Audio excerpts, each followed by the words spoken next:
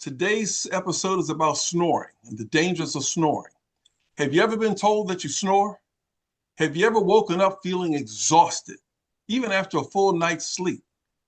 Have you ever thought that maybe that snoring may be a sign of something more serious? Well, you're not alone because millions of Americans snore every night. But what if that loud snoring is your body asking for some kind of help? Because we're going to talk about obstructive sleep apnea and a lot of other things connected to sleep and snoring. Now, we got people, I'll tell you this, I'm not a doctor, Dr. Clark would tell you, but I do know sleep apnea alone will not kill you. But Hall of Fame NFL Reggie White, Carrie Fisher, they all had sleep apnea connected to their deaths. So tonight we're going to talk about a condition that affects millions of Americans. And one of the things I learned about these podcasts is that people watch these podcasts. I get stopped in public and we are saving some lives and we are making people go to the doctor. And because of that, before I throw it over to Dr. Clark, I'm going to share my story. I thought about this and I made a decision earlier today. About 13 years ago, I was living in the Washington, D.C. area. I had a commute over an hour each way. I weighed between 340 and 350 pounds. I had high blood pressure, high cholesterol, pre-diabetes. I was on 6 medications a day. I was constantly exhausted. I couldn't stay awake sometimes driving. I'd fall asleep in meetings. I'd wake up every couple of hours during the night. And yes, I snored. A few years later, I started experiencing some episodes where my heart would just race suddenly, even when I was sitting still. Never when I was active, but when I was sitting still. Doctors eventually found a blockage on both sides of my heart, 18 months apart. Fortunately, my heart developed natural bypasses, so surgery wasn't necessary. But that was a wake-up call. So I started exercising, changing my diet. I lost 70 pounds, and I underwent a sleep study. The results of the sleep study shocked me. I found out that I was stopping breathing 70 times every hour. And let's think about that. 70 times an hour means more than once every minute while I was asleep, my breathing stopped. So in medical terms, that was something that is just considered severe sleep apnea. And Dr. Clark would talk about that. So why am I doing that show? Or why am I sharing this? Is because somebody's going to watch this show and they're going to say, you know what? That's me. And they're going to go get a sleep study and maybe they can save their life. So Dr. Clark, welcome to the show. But here's a question for you before we even start.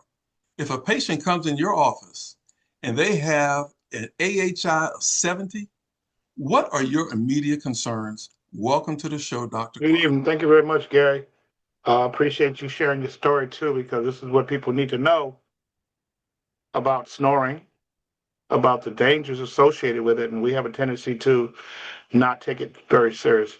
AHI of 70, let's say, what is an AHI? The AHI is what we call an apnea hypopnea index, and what that refers to. Apnea means that you have complete cessation of breathing. Hypopnea means that you have a diminished breathing capacity through a narrowed pharynx, a narrow throat. Uh, the when you start looking at the numbers, there's a scale of if you have say 5 or less apnea events in a night, that's considered, you're normal. If you have from 5 to 15, that's mild. From 15 to 30, it's considered moderate. And then from 30 and above, it's called severe obstructive sleep apnea. I like to make a differentiation between snoring and sleep apnea, primarily because of the fact that in snoring, it is very irritating to your sleep partner. It eventually may become sleep apnea. But sleep apnea itself is a very dangerous overall condition, and there are a lot of things associated with why it occurs, and then we'll go into that. Let me close the gap because I do use a CPAP. And Once I started using the CPAP and they started tracking, I went from 70 to now less than 0 point some number a night, all as a result of the CPAP. And I want to tell you, it makes a big difference in how I wake up. It's life-saving probably for me. Mm-hmm. And I'm no longer taking 6 medications. I'm only taking 2. Mm-hmm. So, panel, I'm sure you all have some questions for Dr. Clark. I want to start off with the researcher. What do you got? You're on mute. There, as Dr. Clark said, and I'm sure he's going to talk about it, there's various stages of sleep apnea. And I will share a story. I had a sister-in-law who had a very early age, which is kind of unusual, but she was in her early 30s. She had sleep apnea, and she had it so bad that they were going to do surgery to try to correct it. And I think the surgery at that time that they were going to do was to adjust the jaw to give more space to her airflow. And 2 weeks before the surgery, she was looking at the TV, had fallen asleep on the sofa, and they believed that she stopped breathing or she had a heart attack while she was on the sofa. And she got up and she fell through the glass table and died. And my wife uses a CPAP. It was one of the things, you all call me the researcher, and Dr. Clark can probably elaborate on it more. But one of the things that I was surprised when I was doing research for the show was that the sleep apnea affects men more than women. However, it was really funny. I came across this because we did a very successful show on menopause. Women after menopause seem to a lot of times contact sleep apnea, and the numbers more or less balance out, and they attribute it to going through the menopause. And I think you all remember Donna mentioned all of the organs in her body. And one of the things when women go through menopause, the body changes and it affects some of the muscles in the body. And that's what they believe causes women to start having menopause and kind of catch up to the men. Dr. Clark, am I on point with that? Yes. One thing about menopause, when you have the hormonal changes, that women have a tendency to begin to gain weight a lot easier. Mm-hmm. And one thing about diagnostics in relation to sleep apnea is that they use part of the diagnostics looks at the BMI, what the body mass index is. The higher the BMI, the more fat that you have in your body, and you have a distribution of fat more so, not only in the body, but in the neck and face. And basically, as the face fills with fat, believe it or not, the tongue actually fills with fat. Yeah. And the pathogenesis of sleep apnea and snoring is that the airway is either closing, it's narrowing, or it's obstructed completely because the tongue, when you fall asleep, the muscles relax, the tongue falls back onto the back of the throat, and then that's why you get that closure or narrowing or the inability to breathe, either the snoring sound, mild snoring, or heavy snoring, or even complete closure, which is apnea. So you are correct about women catching up to men in that regard. Stan, what do you got? Having, personal experiences as well. I have a very close family member who was always lethargic, always having brain fog, could never catch up with their rest. They did this sleep study. Luckily, they were smart enough to go and get the sleep study. They too currently are wearing the CPAP, not realizing how serious this is. And this young man is less than 30. One of the biggest pieces of advice that I gave him was, hey, losing weight and going back to what The researcher and Dr. Clark has already said that BMI is extremely important, especially with us as we age as men. We tend to get a little bit more girth, if you will, as we age. So being careful and making sure that you control that weight. I also went a little bit deeper, and Dr. Clark, you can help us out with this in terms of how do we cope with this snoring? We're talking about the deep snoring, consistent snoring, not just when you snore when you're really, really tired once in a while, but we are talking about that deep, consistent snoring. Based on my research, I've learned that if you sleep differently, for instance, you don't necessarily sleep on your back, you turn to your side, or you use pillows that support the neck.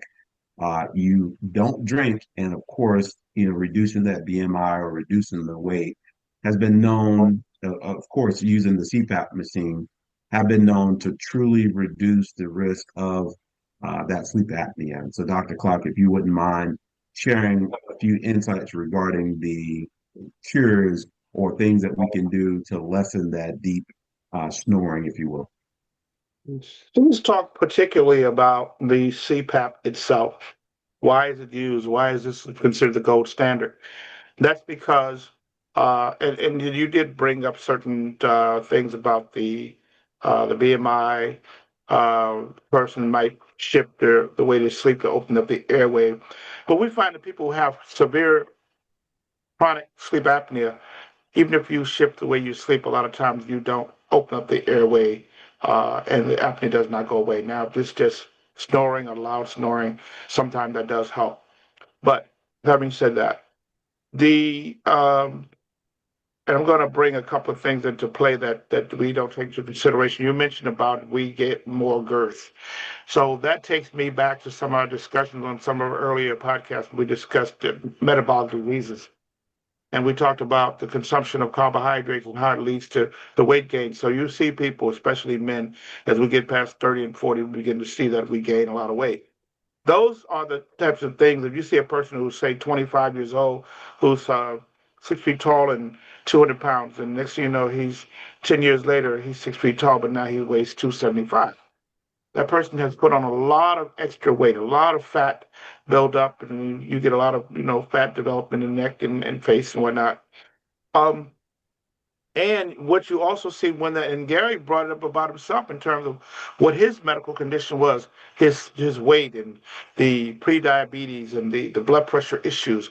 All these things are made worse by gaining weight, first of all, by having uh, BMI that's out of control, by having high blood sugar, by having hypertension. So when you combine all those things together, and then you have a person whose weight is out of control, they are a prime person who you're going to see who's going to have sleep apnea.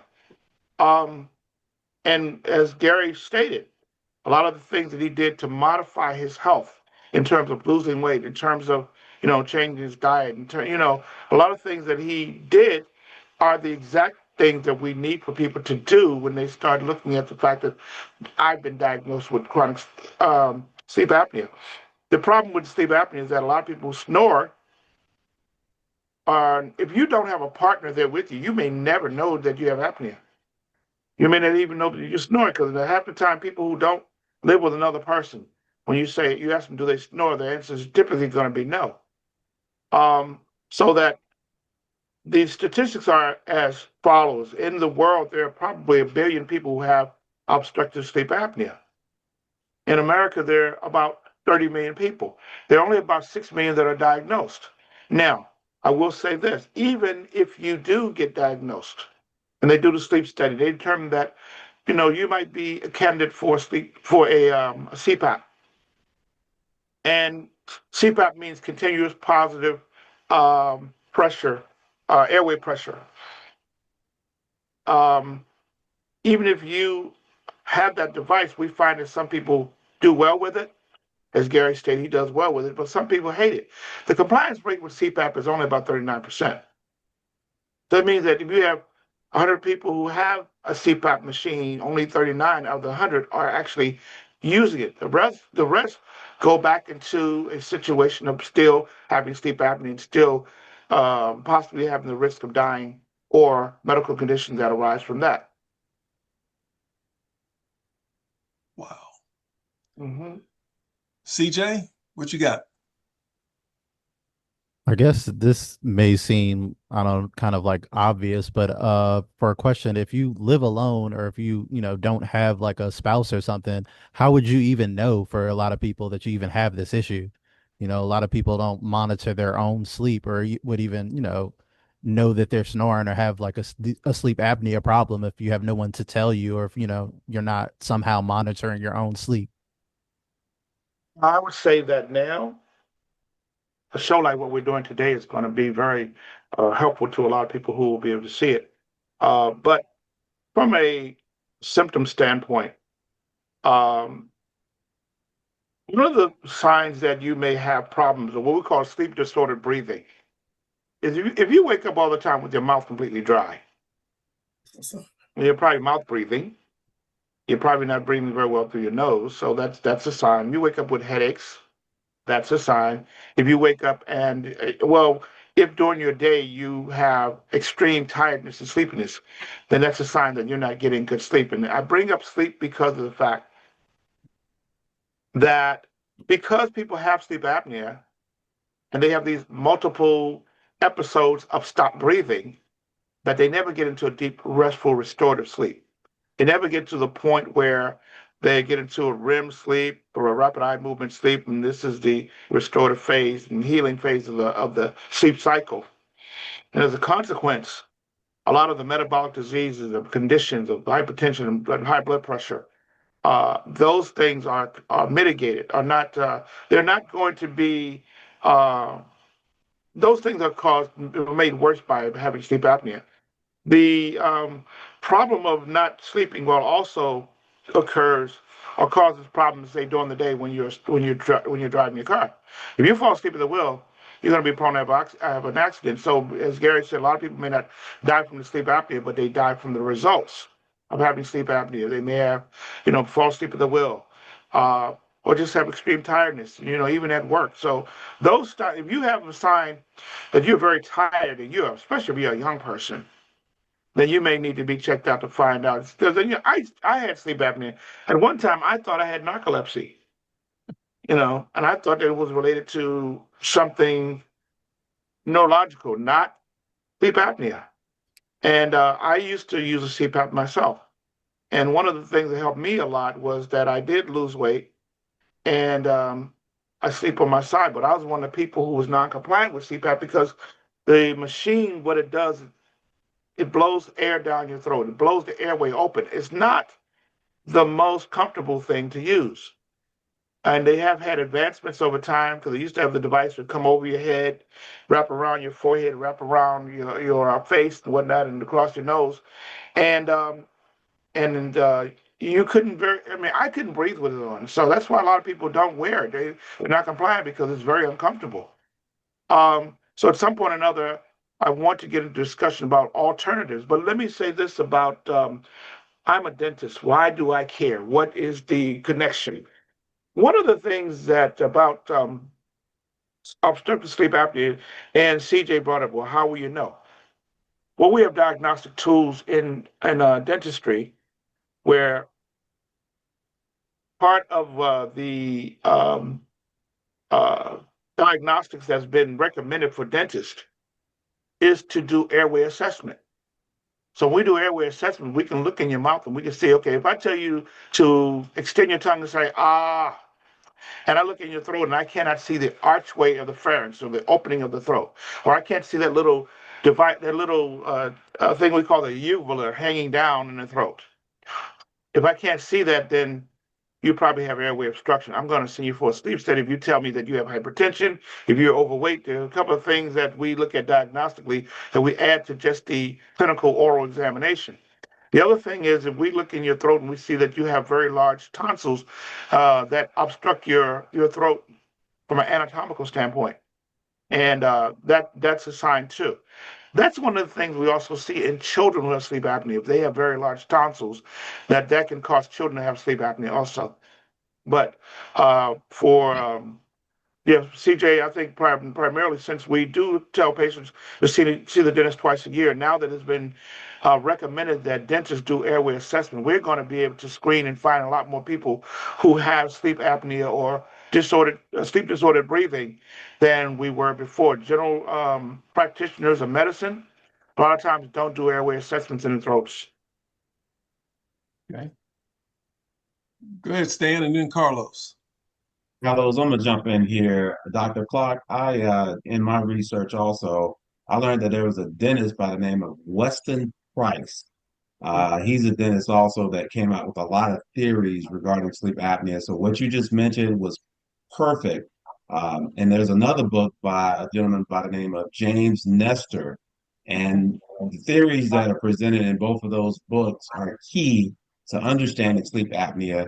And the fact that Dr. Price, his book, him being a dentist, you nailed it, man, in terms of his theory, in terms of that wave and that what we call that throat assessment. So thank you for all the work that you do.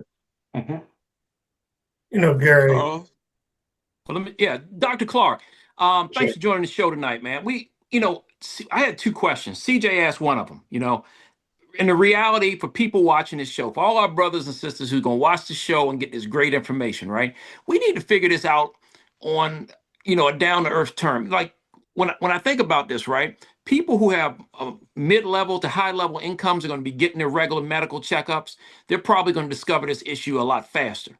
Okay. But then I'm thinking about some of my brothers and sisters who maybe don't have that mid to high level income. They have a little bit lower income. And it's a serious issue in most lower income communities about healthcare. So CJ hit one of the questions by if you don't live with somebody, how the heck you going to find out? You gave us some responses. But what if you don't have quality health care to battle this issue? I mean, what is the thought process for someone who does not have health insurance, who may have this condition, but just doesn't have the means to fight it and battle it? What are your suggestions? What can we do to help our brothers and sisters out there?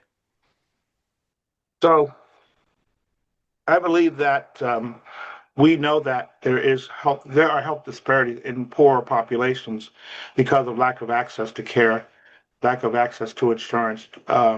CJ always brings up the problem of not having access to insurance. And it depends on where you are in the country too, because certain states have good insurance for underserved populations, and some states have little or no insurance. So unfortunately, in those places, uh, those people are going to suffer from the same thing they suffer in relation to any type of uh, diseases, chronic disease and whatnot. So sleep apnea is just another one of those things. We talk about a term we use, social determinants of health. And social determinants of health speaks to those type of socioeconomic conditions that exist that say whether or not you're going to have a high level of health or a lesser or low level of health. And if you are someone who lives in, say, a rural area where you don't have a hospital nearby, and there's not good insurance, you don't have jobs that have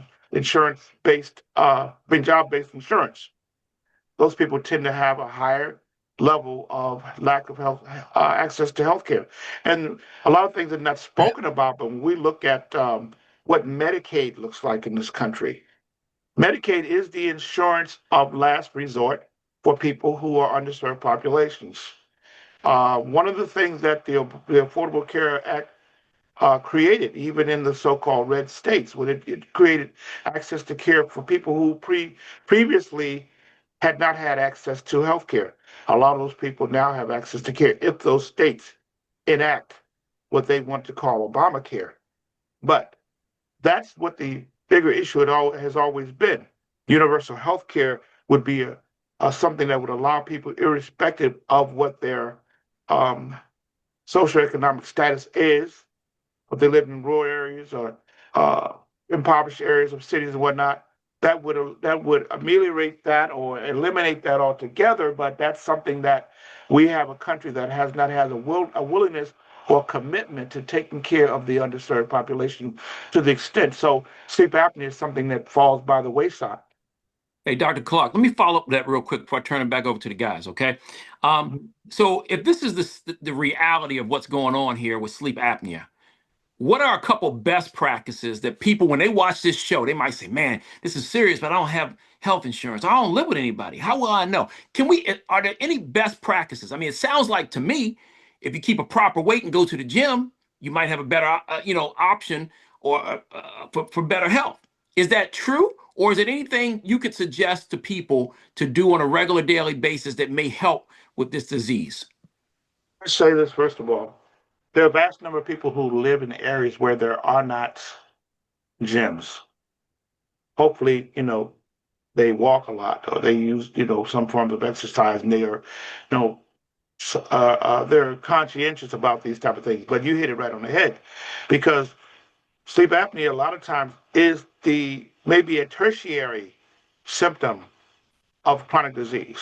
In other words, you may already be overweight. You may already be diabetic or pre-diabetic before sleep apnea is even discovered. Sleep apnea also is not something which is age specific because it can be in any age group. So you can have a 16-year-old who is overweight and may have sleep apnea. You may have a 5-year-old who has enlarged tonsils and sleep apnea.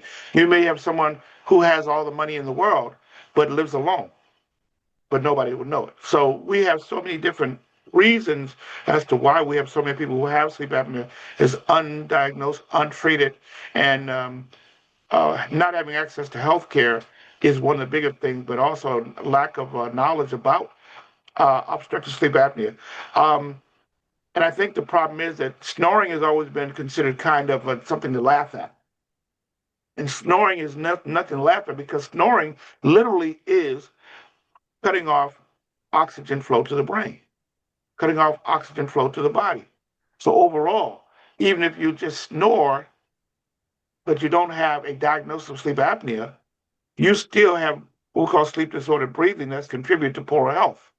So you may never get sleep apnea, but your snoring itself might contribute to weight gain or diabetes or hypertension and the downline effects of those type of things.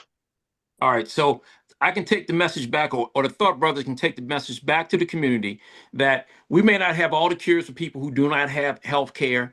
We may not have all the answers for people who don't live close to reliable health care if they live in a rural area. But we can say that if you eat better and exercise more, you can lower the odds that you'll be subjected to this disease. Is that correct? The other thing is snoring should be something which alerts you to a possibility of sleep apnea. So anybody who snores should be assessed. So now, from now on, when you go to the dentist, if he doesn't say, let's look at your throat and let's see if you may have a possibility of sleep disordered breathing or something like that, he should be saying that from now on. So that's where the screening is going to begin in the dental chair. So as painful as it may be, we have to tap our wives on the shoulder and tell them that they're snoring, and we got to do something about this, And vice or at least versa, get it sir. checked out. And vice versa, Wish us sir. luck.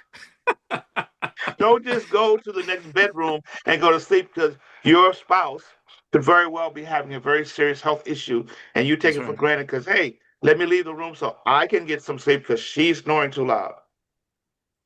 You want her to be around. Thank you, Dr. Clark. All right, man. He got my Yes. questions answered. We're gonna take it back to the streets. Go ahead. Who we got up next, Gary?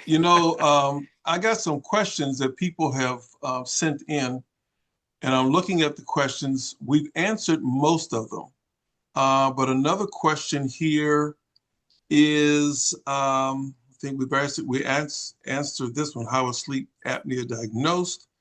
What are the most effective ways to treat sleep apnea? I think we've addressed that. How can obstructive sleep apnea lead to death, and how common is this?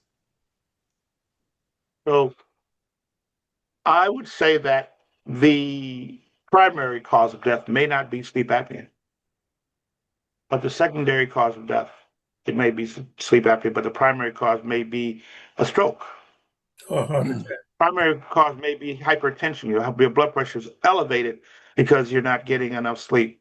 and you stop breathing. You're not getting enough oxygen. One of the things when you have sleep apnea too is that you build up carbon dioxide in the body. And in order for the body to, what happens is when the carbon dioxide level builds up so high because you're not breathing, it sends a signal to the brain to send a message down to the muscles of the chest, the intercostal muscles, to exert enough force to force the airway open. So even though you may not die specifically from sleep apnea, you can definitely die from those things that you can definitely die from conditions that sleep apnea is contributing to. You know, one of the things that I noticed before I was diagnosed, I was waking up, and I was tracking it for months. I was waking up every 2 hours to go to the bathroom. And I just assumed because I started, as part of my weight reduction, it was drinking a lot of water, and I even all the time. And once I got the sleep study and I started using the CPAP, and my CPAP is not uncomfortable to wear. I don't have all that gear or whatever. Right. I just got something on the nose and it goes around the head. But once I started using the CPAP, I go all through the night. And so I just deduced that that was not me going to the bathroom with water. That was the sleep apnea waking me up to the point. And so once I got the CPAP, sleep right through, right through. So, You know, can I address that really quickly? Yeah. First of all, your body is under the control of various types of hormones, and one of them is called antidiuretic hormone, ADH. And when you don't go to sleep, your body's supposed to go into what we call a parasympathetic mode of relax and calming. And two things that throw that off are eating late, going to sleep late, and not being able to breathe, because sleep apnea is keeping you from getting into deep sleep. And the antidiuretic hormone doesn't shut down when those three things occur. Also, you have what we call elevated cortisol levels. Cortisol is a hormone that helps to keep you alert. When you get ready to go to sleep, your cortisol levels are supposed to fall so you can relax and get into what we call parasympathetic rest and relax mode. That doesn't happen, and since that hormone level and the rest of the hormone levels like insulin and whatnot do not go down, you never get to a point where you're going to relax and you run to the bathroom all night long because that hormone ADH is not being shut down. Wow. Oof. Gary, I want to bring up something that may help a lot of people, and it may help to answer the question that CJ asked. You know, a, a lot of people in this country wear smartwatches. One of the things that you can do is, and I wear a Samsung smartwatch, you can link your smartwatch to a health program. I wear my smartwatch every night. And to give you just an example, it's not going to diagnose sleep apnea, but it can give you a pretty good idea of how you're sleeping. I'm looking at mine from last night. I slept 7 hours and 2 minutes. My deep sleep, it says, was good, but not the best, was an hour and 10 minutes. My REM sleep was an hour and 16 minutes. I was awake 35 minutes, and my sleep latency was 8 minutes. And it goes on to break it down that my blood oxygen while I was sleeping last night was 95. I Beautiful. snored for 5 minutes. Mhm. And then it breaks it down with your skin temperature and your heart rate. It will not diagnose sleep apnea, but with all of these people wearing smart watches, if they would just link their smart watches to a health program, every morning when you get up, you can look and you can see how you slept. It's not going to be the most accurate, but if you live by yourself, it will be a good indication when you look and you see it said I snored for 5 minutes.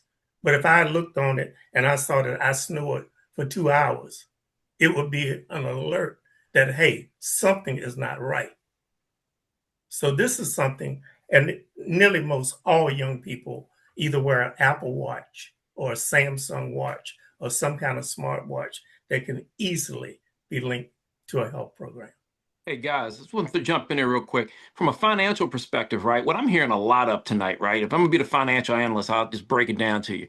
Healthcare, very important. I think people need to look at their healthcare programs, understand their healthcare program. Just don't sign up based on how much you're getting taken out of your check. If extra $5 get you better healthcare, you might want to pay the extra $5. Okay, get your annual checkups. Okay, let's know what's going on with you before you have to be. Let's be proactive instead of reactive. Also, think about it. I mean, Mrs. Spivey brought up a good point. A lot of people wearing these smart watches, but when you go to buy a watch, maybe that needs to be a consideration now. It seems like no matter what your level of income is, you're going to have your smartphone. So now when you go to buy your watch, maybe you want to consider investing in that smart watch. Does seem like it's a lot on the front end, but if it can help save your life on the back end from all these different health pieces of information that Mr. Spivey just gave us, that might be one of the best investments you're ever going to make. Because once you get into a bad health situation financially, it can take everything you've got. So, Mr. Spivey, thank you for giving us that information. But from a financial perspective, I think those are some things we definitely need to think about. If I may say, first of all, priorities for where you spend your money and your health are linked. If we can go out and we can buy a bushel of crabs on a weekend for $200, or we can go to Punta Cana, and we don't necessarily have money. A lot of times, the problem are not that we don't have money. Our problem is where the priorities of how we spend our money. Number one. Number two, the other things is that a smartwatch it has what we call, and it links to what we call biosensors. Someone came up with the idea of smartwatch because they understood that, if we put on these parameters, those people who are health conscious are going to have tools that they can use. And then they looked at it and said, it's just something we can sell to everyone because a lot of people out there are concerned about their health.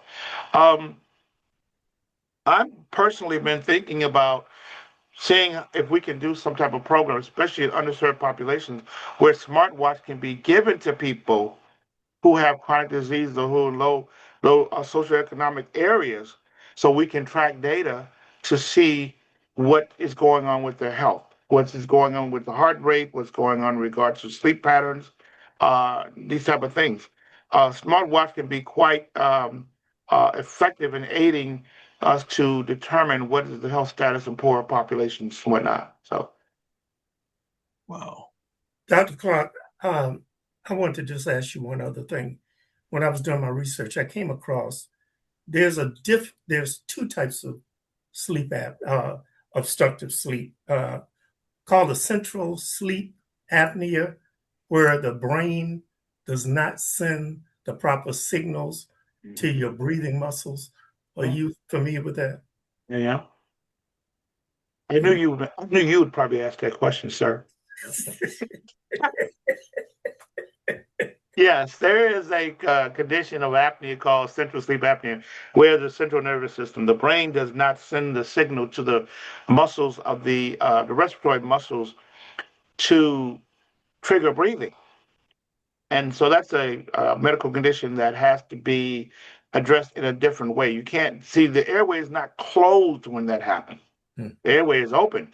You just don't have the signals that say, breathe. Muscles cause the respiratory efforts that you need to breathe going on. So that's a medical condition that has to be, managed in the hospital.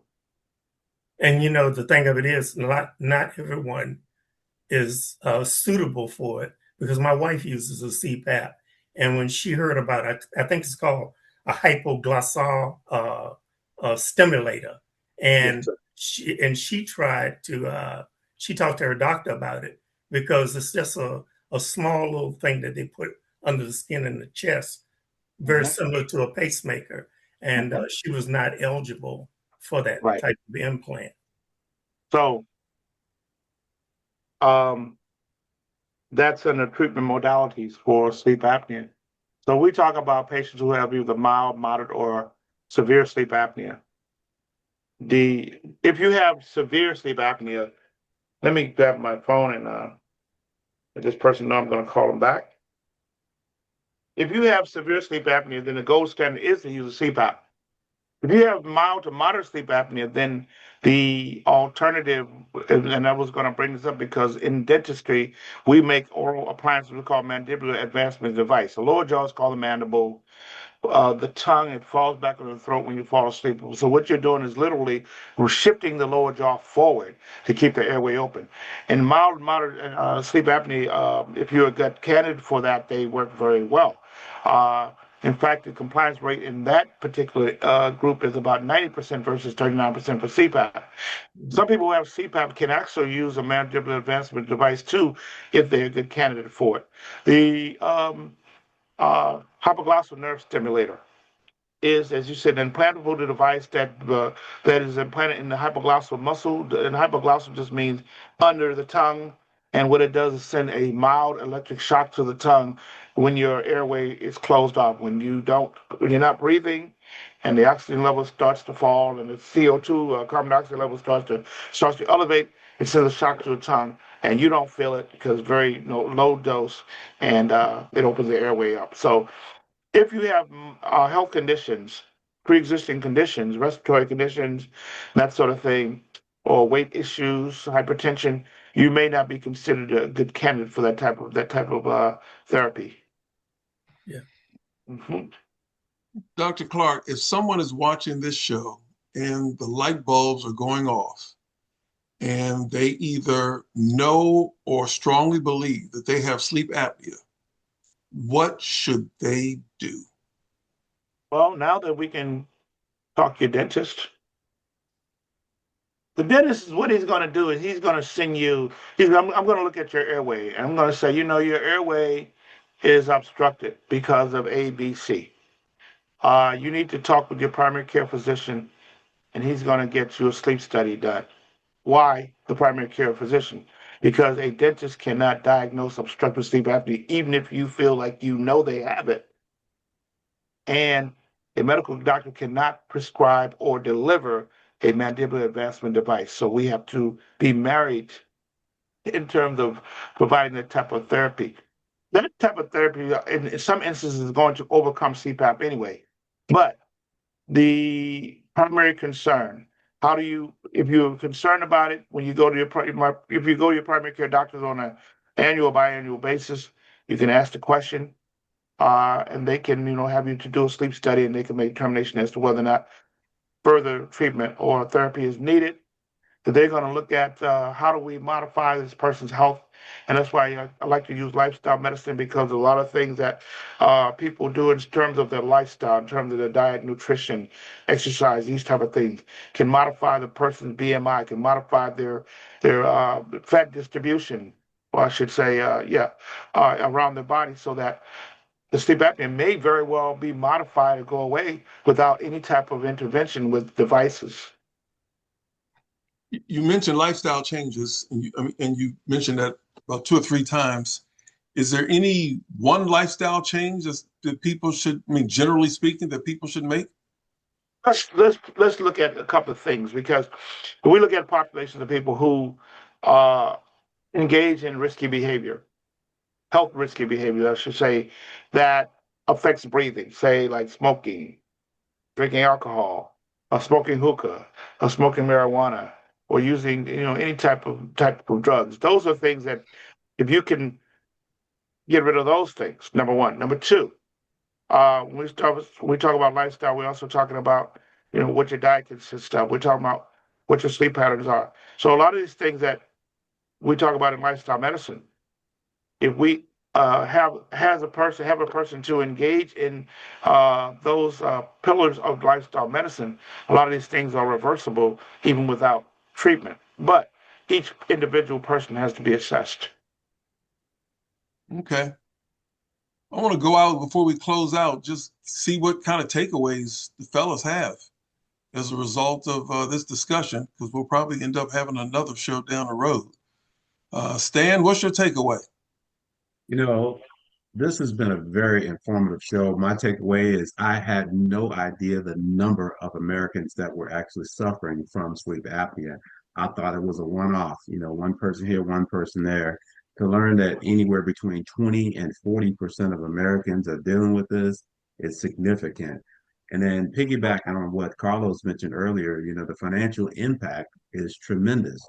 Our health is our wealth. What we don't invest in, we will lose. So when we're making our financial decisions, when we're making decisions regarding where we vacation, but we fail to make the investment in terms of our health, it's detrimental to not only ourselves, our family, but also our entire communities.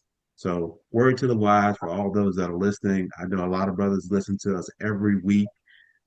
If we're going to enhance and prepare our community, we have to start with our health. So, Dr. Clark, thank you again for your input.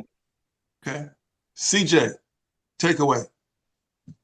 My takeaway would be that we need Medicare for all in this country because there's a large population of people that can't afford Apple Watches or fancy insurance or many of these other things that seem like they're kind of necessary to, like I said, prevent these ongoing health issues. And as you said, to be preventative rather than reactive to your health problems. But as Carlos pointed out, in the United States of America, uniquely, one health problem could just bankrupt you and just ruin you financially for the rest of your life. Even if it's something that had nothing to do, with your choices at all, you could just get cancer and just be financially ruined. And until we have politicians that, as I think Mr. Spivey pointed out, that have a willingness to actually take that on and that issue, and we're not really going to have a lot of progress. And that's why these big insurance companies, they donate to the Republican and the Democrat, and that's why there's no traction on this issue on either side, because many of the Democrats take the same money from the same companies. Those companies hedge their bets. They buy the Republican, they buy the Democrat, and no matter who wins the election, health insurance wins, and then we never get Medicare for all. So until we kind of address that, we're going to be stuck in this position of a lot of people just not being able to get the necessary care that they need. Okay. Thank you. Carlos. Be proactive with your health instead of reactive. Easier said than done, but if you do your part of, especially if you have the means and you have the insurance, get your annual checkup, okay? That's going to be a great place to start. Also, a healthier lifestyle is always going to help, right? Just getting some exercise, like Dr. Clark said, walking. If you can't, you don't have to have a gym membership, but can you get some excessive walking in? Can you get a better diet? You know what? Fried food is good, but I love grilled food too. And grilled is much better than fried. So think about your diet as well, but you got to be proactive instead of reactive. And if you're not, it can have a detrimental financial impact on you. So keep that in mind. That's my takeaway. Mr. Spivey. My takeaway would be, and what I would say to people is, the next time you think about, as Dr. Clark mentioned, that trip to Punta Cana, or the next time you think about Friday night going out to the club, just remember one thing. You can be the richest person in the world, but if you don't have good health, you are poor. And like I said, going on these trips or doing anything elaborate, go and buy yourself a smartwatch and set up with a Samsung program or an Apple program. Track what is going on with your health at night. And if you think anything is an alarm, get yourself checked out, because Gary will probably agree and tell you, we both had a friend of ours that watched one of our shows on prostate cancer. And he went the next week and got screened, and he had prostate cancer. Luckily enough, looking at the show, he caught it early enough and he was able to be cured. And he was at a function with Gary and I several months ago. Yes, sir. Dr. Clark, before I make any closing comments, I'll throw it over to you. Okay. So this country has 350 million people. Most of this country does not have adequate health care. Most of this country does not have adequate health care. The only way that we're going to see this thing get better, as CJ alluded to also, is going to come from a universal healthcare system in this country. It's going to be a type of thing where we need to um, have a better awareness system of health being given to people, and people being made more serious, more aware of the seriousness of health issues. Because I think we're a little bit cavalier about our health up to a certain point. I think we get to about 45 to 50 before we really get serious about health. And in fact, we live a lifestyle that's deleterious to health. We create most of our health issues between 20 and 40. We create our own health issues. They decided to give out what we call the Obamacare, what they call the phone, even though I think it was something which was instituted during the Reagan era. But when Barack Obama came in, and the phone was made accessible to a lot of people, and people want to call it the Obama phone. I think the same thing should be done with smart devices in underserved populations. Make those, if you're really that concerned. But I think that the bigger problem is that there's not a major concern about the vast number of these 350 million people who are underserved, underemployed, cannot afford gasoline prices, cannot afford food. We live in a country that doesn't show a real concern about its population of people. I'd say people all the time, 350 million people. I mean, we're not talking about the children because they don't work, but there are not enough jobs to go along. We have so many people living in rural areas of this country who don't live in major cities. We have people living in major cities who can't afford to live in major cities. So we have all kinds of social and health problems in this country that cannot be addressed because we have a country that only concerns itself about the wealthy. And unless people like myself and the gentleman here act in an advocacy role, of which this show is an advocacy program, then the type of things we're talking about are not going to be, they're not going to be able to be addressed properly to help people on the level that we should. Just to add on to that, not only is it the lack of jobs, but the jobs that are available, not all of them even offer healthcare. And the ones that do will strategically hire people and give them hours right under the threshold that they legally have to give them healthcare. I've been hired to jobs where if they would have scheduled me for 40 hours, they would have to give me healthcare. So guess what they would do? They would schedule me 39 hours every week or 39 and a half hours. And companies do that all the time in order to skirt having to give the employees the adequate health care that they need. Wow. You know, you're right, Dr. Clark. I am trying to make this show a show of advocacy.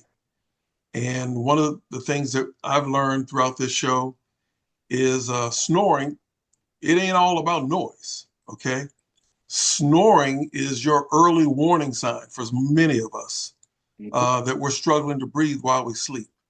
So if you or someone you know snores loudly, gasps for air, exhausted when you wake up in the morning, like we've talked about on this show, see a doctor, see a dentist, talk to somebody in the medical field, because a simple sleep evaluation might save your life. I'm pretty sure it saved mine, and it got me on the right track with 2 heart blockages, and I've dropped 70 pounds. No, that CPAP has done it for me. So just listen to the show. Hope you stay with us and look at all of us. But for all of us here at the Thought Brothers, I want to thank you for joining us. I thank Dr. Clark, our medical advisor. And until next time, stay informed, stay healthy, and take care of one another. We are out of here. Good night. Good night, folks. Right.